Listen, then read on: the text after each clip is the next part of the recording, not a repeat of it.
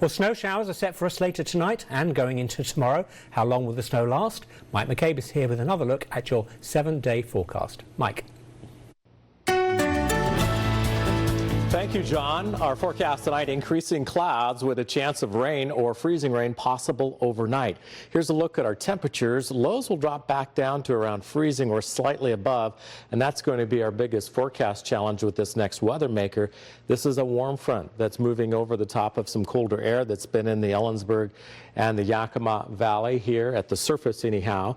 And when you get that warmer air over the top of just a thin layer of cold air in the early morning hours, that's where we could end up with some freezing rain or a little bit of mixed precipitation. So as a result of that, the Weather Service has issued a winter weather advisory that kicks in at 2 a.m. tomorrow morning, and that will run through noon. This includes us here in Yakima and across much of eastern Washington as this front moves through. Now, my confidence is not really strong in terms of a lot of freezing rain here.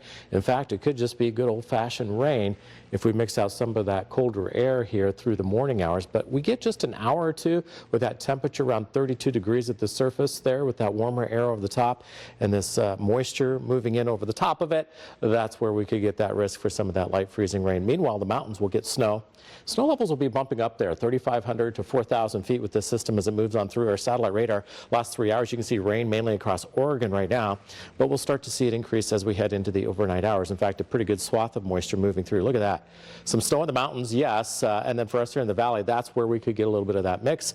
And then later Thursday and into Friday, we get another system out in the Pacific that we'll be keeping our eye on. This is a fetch of warmer air out in the Pacific, so we expect our temperatures to gradually climb as we head into the rest of the week and moving into the weekend. We could be approaching 60 degrees by Sunday and Monday of next week, and an active storm track will be present here across the northwest, which will lend itself to some hydrological concerns by the end of the week and the weekend with higher snow levels and the potential for more rain in the forecast. Seattle looking at rain tomorrow at 51, Portland 51, 37 for Spokane, and they could get a little snow to start the morning there.